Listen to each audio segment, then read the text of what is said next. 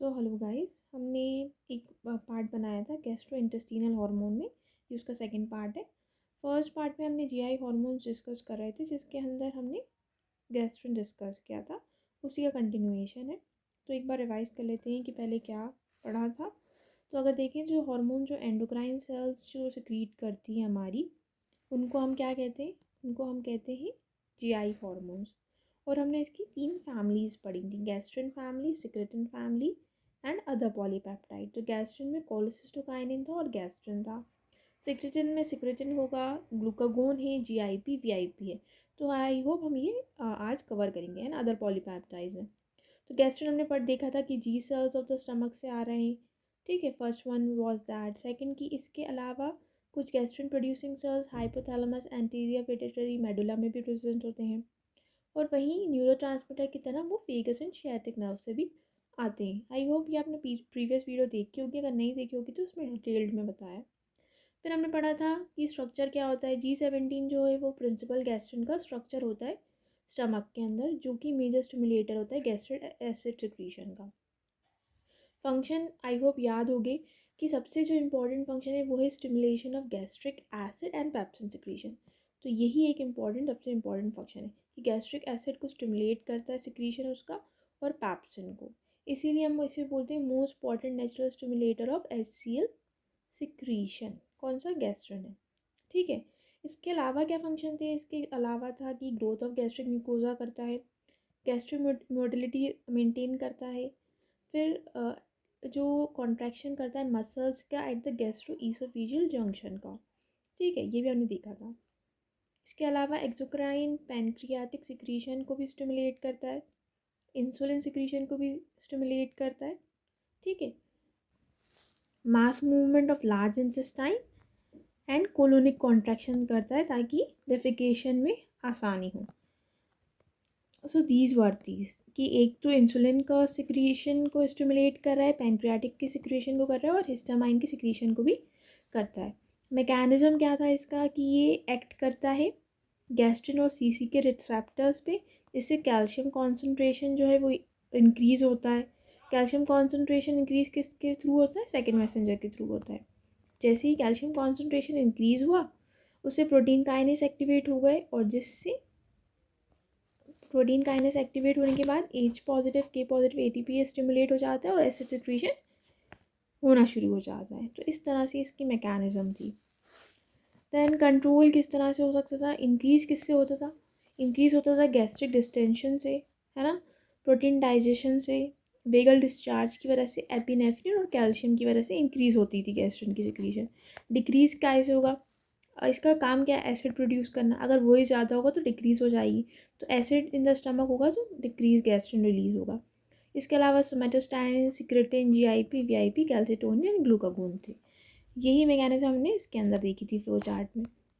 ठीक है। गैस्ट्रिनोमा हमने देख लिया था, और ज़ोलिंगर एलिसन सिंड्रोम जिसकी वजह से पैप्टिक अल्सर हो जाते हैं, वो हमने देखा था। ओके। तो इसके अलावा आज जो हम बात जो करेंगे वो है कोलेसिस्टोकाइनिन की। तो सबसे इम्पॉर्टेंट इसका क्या है कि इसके हमें सोर्स पता होना चाहिए कोलेसिस्टोकाइनिन के। तो कोलेसिस्टोकाइनिन का सबसे पहला जो सोर्स है वो है I cells in the mucosa of upper small intestine. G cells जो है गैस्ट्रिन प्रोड्यूस कर रहे थे स्टमक में, बट कोलेसिस्टोकाइनिन पहले तो स्मॉल इंटेस्टाइन में प्रोड्यूस हो रहा है। और कौन से सेल्स प्रोड्यूस कर रहे हैं? आई सेल्स प्रोड्यूस कर रहे हैं। तो I cells in the of upper small intestine cholecystokinin produce करते हैं। सीसी के जो है न्यूरोट्रांसमीटर की तरह भी एक्ट करता है। ठीक है। In cerebral cortex, somatic nerve and in nerves of distal ileum and colon. तो न्यूरोट्रांसमीटर की तरह भी एक्ट करता है कॉर्टेक्स में, नर्व्स में एंड इलियम एंड कोलन की नर्व्स में भी। फिर हम बात कर लेते हैं फंक्शंस की। ठीक है। फंक्शंस की बात करें तो कोलेसिस्टोकाइनिन वर्ड सजेस्ट कर रहा है, this word is taken for gall bladder. ठीक है। तो कॉन्ट्रैक्शन ऑफ गॉल ब्लैडर इसका मेन फंक्शन हो गया। ठीक है। कॉन्ट्रैक्शन करता है गॉल ब्लैडर का। इसके अलावा इंक्रीज बाइल रिलीज करता है। क्या फंक्शन है? एक तो कॉन्ट्रैक्शन ऑफ गॉल ब्लैडर हो गया, दूसरा काम इसका है इंक्रीज करता है बाइल रिलीज को इनटू द इंटेस्टाइन। ठीक है। तो गॉल ब्लैडर को पता ही होगा कि बाइल को स्टोर करके रखता है, तो वहाँ से रिलीज़ करके इंटेस्टाइन में आ जाता है। ठीक है। इसके अलावा पैनक्रियाटिक सिक्रीशन को भी इंक्रीज़ करता है। Which are rich in enzymes, ठीक है। इसी वजह से हम सीसी को और क्या कहते हैं, कोलेसिस्टोकाइनिन पैनक्रोजाइमिन भी कहते हैं, क्योंकि ये पैनक्रियाटिक सिक्रीशन को भी स्टिमुलेट करता है। इसको हम शॉर्ट फॉर्म में सीसी के पीजेड भी लिखते हैं, कोलेसिस्टोकाइनिन पैनक्रोजाइमिन, ठीक है। तो दो चीज़ हो गई, contraction of gall bladder increase कर रहा है बाइल रिलीज को, और इसके अलावा पैनक्रियाटिक सिक्रीशन को इंक्रीज़ कर रहा है, इसलिए इसका नाम रख दिया कोलेसिस्टोकाइनिन पैनक्रोजाइमिन, ठीक है। दो चीज़ हो गई। इसके अलावा देखें तो ये ऑगमेंट्स करता है action of secretin produce alkaline pancreatic secretion. तो ऑगमेंट मतलब इनिशिएट करवाता है या हेल्प करता है, तो augments the action of secretin, तो ये सिक्रेटिन के फंक्शन को भी इन्हांस करवा रहा है। तो augment of the action of secretin to produce alkaline pancreatic secretion. Secretin हमने नेक्स्ट उसमें पढ़ना ही है, तो उसका क्या काम होता है, वो एल्कलाइन पैनक्रियाटिक सिक्रीशन कराता है, तो उसको हेल्प करता है उसके लिए भी।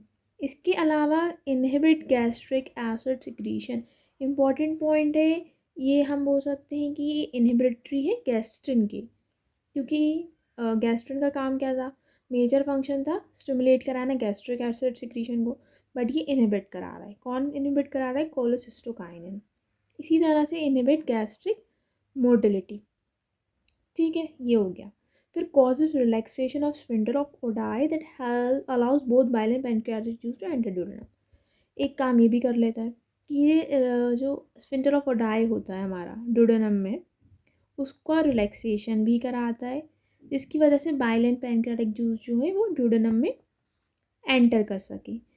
देखो बाइल कहाँ से आ रहा है, बाइल गॉल ब्लैडर से आ रहा है, और पैनक्रियास से जब दोनों मिलके एक डक्ट बनाते हैं स्फिंक्टर ऑफ ओडाई, उसको प्रोटेक्ट करता है, तो उसका रिलैक्सेशन भी करता है ताकि ये जो भी जूस है वो ड्यूडेनम में आ सके।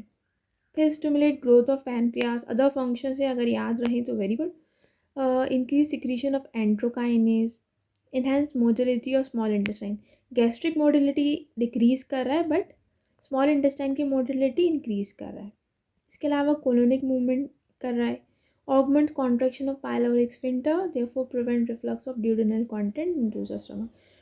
तो अब ये एक काम इनका ये भी होता है, जैसे हमने उसमें देखा गैस्ट्रिन में वो रिफ्लक्स ईसोफाइजाइटिस को रोक रहा था, है ना, लोअर ईसोफेजियल स्फिंक्टर को कॉन्ट्रैक्ट करके रख रहा था, जिससे वापस कंटेंट ईसोफेगस में नहीं जाए। इसी तरह से जैसे ही स्टमक से कंटेंट आ गया है ड्यूडेनम में, तो वहाँ पे जो पाइलोरिक स्फिंक्टर प्रेजेंट होता है उसको कॉन्ट्रैक्ट करके रखता है ताकि ये वापस स्टमक में कंटेंट नहीं जाए। तो ये एक इम्पॉर्टेंट, अगर याद रहे तो ये इम्पॉर्टेंट पॉइंट है, कॉन्ट्रैक्शन ऑफ पाइलोरिक स्फिंक्टर, ताकि ये रिफ्लक्स नहीं हो पाए ड्यूडेनल कंटेंट का स्टमक में। फिर ग्लूकागोन का सिक्रीशन स्टिमुलेट करता है। इसके अलावा in brain it acts as an anorexigenic neurotransmitter that inhibit food intake. So अगर यहाँ पे देखें तो एनोरेक्सिजेनिक का क्या मतलब होता है, इसका मतलब होता है कि ये एनोरेक्सिया होता है। एनोरेक्सिया क्या होता है, लॉस ऑफ एपेटाइट होता है, तो उसका क्या हुआ, लॉस ऑफ एपेटाइट। तो अगर खाने का कोई दिल नहीं करेगा तो वो इनहिबिट करेगा फूड इनटेक को, तो it acts as an anorexigenic neurotransmitter. Also it produce anergia and anxiety. तो एक बार और देख लेते हैं, कोलेसिस्टोकाइनिन देख लिया, आई सेल से आ रहा है स्मॉल इंटेस्टाइन का, न्यूरोट्रांसमीटर की तरह भी काम कर रहा है। इसके अलावा फंक्शन देखना है, इंपॉर्टेंट क्या है, कॉन्ट्रैक्शन ऑफ गॉल ब्लैडर है and contraction of pyloric sphincter है। दो कॉन्ट्रैक्शन हो गए। Increase bile release, pancreatic secretion को इंक्रीज कर रहा है, जिसकी वजह से कोलेसिस्टोकाइनिन पैनक्रोजाइमिन कहते हैं इसको, ऑगमेंट करता है सिक्रेटिन के उसको भी, एक्शन को भी, ठीक है। फिर गैस्ट्रिक एसिड को इनहिबिट करता है सिक्रीशन को, और गैस्ट्रिक मोटिलिटी को भी। इसके अलावा रिलैक्सेशन किसका कराता है, स्फिंक्टर ऑफ ओडाई में, ताकि पैनक्रियाटिक और बाइल जूस ड्यूडेनम में आ सके, ठीक है। Motility of small intestine increase कराता है, सिक्रीशन ऑफ एंट्रोकाइनेज, ये अदर फंक्शन है। और इसके अलावा एनोरेक्सीजेनिक न्यूरोट्रांसमीटर है, जिसकी वजह से इनहिबिट करता है फूड इनटेक को। आई होप समझ में आ गया होगा। इसके बाद हमने पढ़ना है मैकेनिज्म ऑफ एक्शन। तो दो टू सीसी के रिसेप्टर्स होते हैं, एक ए और एक बी।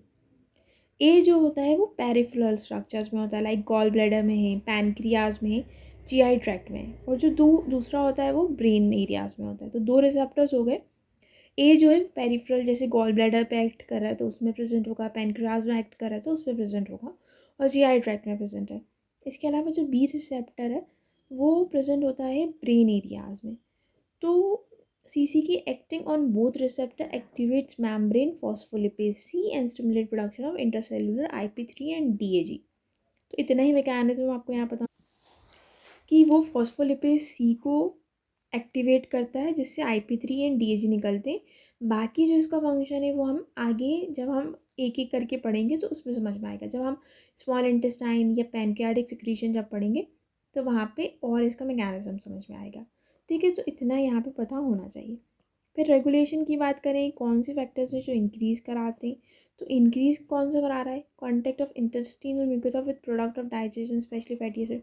तो जितने भी डाइजेशन के प्रोडक्ट्स आ रहे हैं, fatty acid, peptide, amino acid, तो ये जब भी आएंगे तभी इससे इंक्रीज़ होगा CCK, जिसकी वजह से बाइल प्रोड्यूस होगा।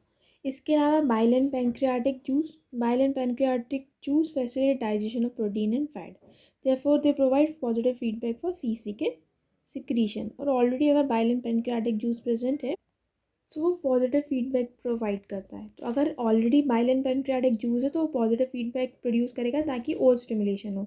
इसके अंदर और देख सकते हैं वही चीज़ें फ्लो चार्ट में दे दिया है।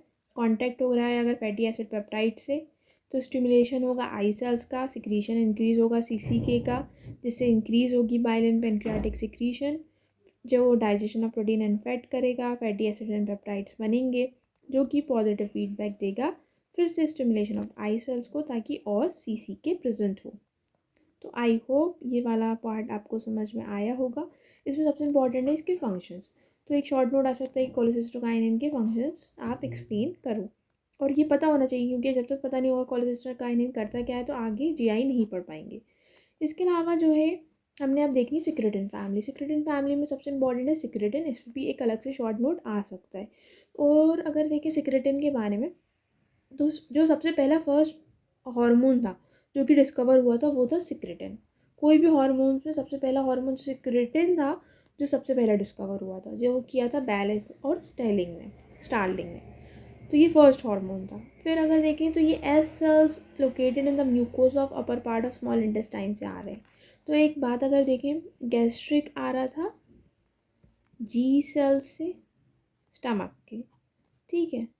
कोलेसिस्टोकाइनिन हमने देखा आई सेल्स से आ रहा है स्मॉल इंटेस्टाइन के, और हमने इसको देख लिया ये आ रही है एस सेल से सिक्रेटिन, एस सेल से फ्रॉम दी स्मॉल इंटेस्टाइन। तो ये इंपॉर्टेंट है कि सोर्स कहाँ से, अपर part of the small intestine से ये आ रहा है।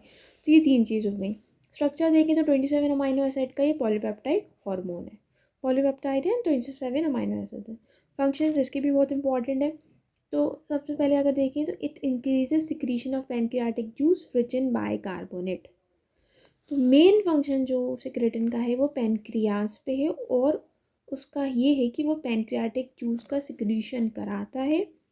पैनक्रियाटिक जूस किस में रिच होता है, HCO3 नेगेटिव में होता है, तो बाइकार्बोनेट में रिच होता है। इसकी वजह से वाटरी एंड अल्कलाइन ऑब्वियसली होगा क्योंकि बाइकार्बोनेट प्रेजेंट है। तो ये इसका इंपॉर्टेंट फंक्शन है। So it increases secretion of pancreatic juice rich in bicarbonate, watery and alkaline pancreatic secretion। ठीक है। इसके अलावा देखें it increases alkaline bile secretion, bile के सिक्रीशन को भी इंक्रीज करता है, ठीक है। पैनक्रियाटिक जूस को भी कर रहा है। It augments the action of CCK to produce pancreatic secretion rich in enzymes. CCK में हमने क्या देखा था कि ये वो ऑगमेंट करता है सिक्रेटिन के एक्शन को, और यहाँ पे हम क्या देख रहे हैं, ये CCK के एक्शन को ऑगमेंट कर रहे हैं। तो दोनों साथ में कोरिलेट करके वर्क करते हैं। दोनों इसका काम क्या है, पैनक्रियाज के जूस को इंक्रीज़ करना और बाइल सिक्रीशन के जूस को इंक्रीज़ करना। सो मोस्ट इम्पॉर्टेंट वो हमें समझ में आ गया दोनों के फंक्शन। वो सिक्रेटिन के फंक्शन कि it increases pancreatic juice secretion and increases bile secretion, और ऑगमेंट क्या कर रहा है, CCK के फंक्शन को ऑगमेंट कर रहा है, मतलब इंक्रीज़ कर रहा है, हेल्प कर रहा है। फिर क्या है, decrease gastric acid secretion motility same as CCK, ठीक है। कि ये भी गैस्ट्रिक एसिड सिक्रीशन की और मोटिलिटी को डिक्रीज़ कर रहा है, और ये भी कॉन्ट्रैक्शन ऑफ पाइलोरिक स्फिंक्टर करा रहा है जैसे कि CCK ने करवाया था। ज़्यादा फंक्शंस नहीं है, 5 ही फंक्शंस है मोस्टली। तो आई होप समझ में आ गया होगा, याद रखना बहुत इंपॉर्टेंट है इनका। फिर मैकेनिज्म ऑफ एक्शन जब हम मतलब जब हम पढ़ेंगे, जब हम गैस्ट्रिक सिक्रीशन को पढ़ेंगे या फिर हम स्मॉल इंटेस्टाइन के सिक्रीशन को पढ़ेंगे तो ज़्यादा समझ में आएगा। यहाँ पे बस ये समझना है कि secretin acts on adenylate cyclase on the cell membrane and increases cytosolic formation of CAMP। CAMP का फॉर्मेशन इंक्रीज कराता है थ्रू एडिनाइलेट साइक्लेज। ठीक है, बाकी डिटेल बाद में समझ में आ जाएगी। फिर रेगुलेशन की बात करें तो इंक्रीज़ किससे हो रहा है और डिक्रीज़ कहाँ से हो रहा है। इंक्रीज़ कहाँ से हो रहा है, अगर एसिडिक काइम आ रहा है तो उससे इंक्रीज़ हो रहा है, यानी कि protein digestion entering the upper part of intestine. तो जैसे ही एसिडिक काइम स्टमक से आ रहा है और इंटेस्टाइन में आ रहा है तो उससे इंक्रीज़ हो रहा है। सिक्रेटिन क्या करता है, watery and alkaline pancreatic secretion को इंक्रीज़ करता है। when watery and alkaline pancreatic juice enter intestine the acidic content of small upper small intestine is neutralized। Alkaline होता है कौन सा, पेनक्रियाटिक सिक्रीशन या बाइल सिक्रीशन, और हमें एसिडिक कंटेंट कहाँ से आ रहा है, स्टमक से आ रहा है ना। तो ये दोनों मिलके न्यूट्रलाइजेशन कर देते हैं स्मॉल इंटेस्टाइन में। ठीक है, तो एसिडिक काइम जो है वो इंक्रीजिंग फैक्टर है सिक्रेटिन का। डिक्रीज क्या कैसे होता था, increase pH of duodenal and upper content decrease secretin secretion. तो जैसे अगर एसिडिक कंटेंट है, एसिडिक कंटेंट है तो इंक्रीज़ कर रहा है, और इसका अपोजिट क्या है कि एल्कलाइन हो जाए, एल्कलाइन हो जाए या फिर उसका pH इंक्रीज़ हो जाए, तो वो दोनों डिक्रीज़ करेंगे, तो अपोजिट फैक्टर हो गया। एसिडिक है तो इंक्रीज़ हो रहा है और एल्कलाइन हो रहा है तो pH तो उसका डिक्रीज़ हो रहा है सिक्रेटिन का फंक्शन। ये फीडबैक मैकेनिज्म के थ्रू हो रहा है। फ्लो चार्ट अगर आपको देखना हो तो contact of intestinal mucosa with acidic chyme stimulation कर रहा है एस सेल्स को, सिक्रेटिन इंक्रीज़ हो रहा है।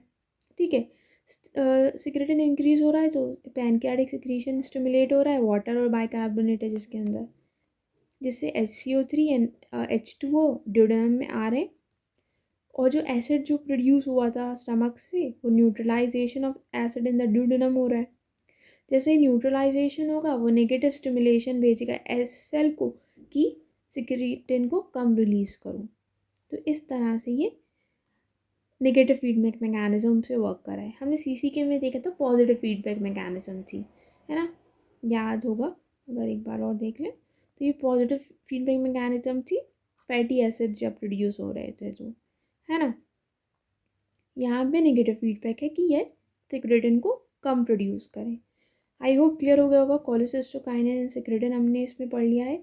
नेक्स्ट जो है वो अदर हार्मोन्स बचे हैं, वो हम नेक्स्ट वीडियो में डिस्कस करेंगे।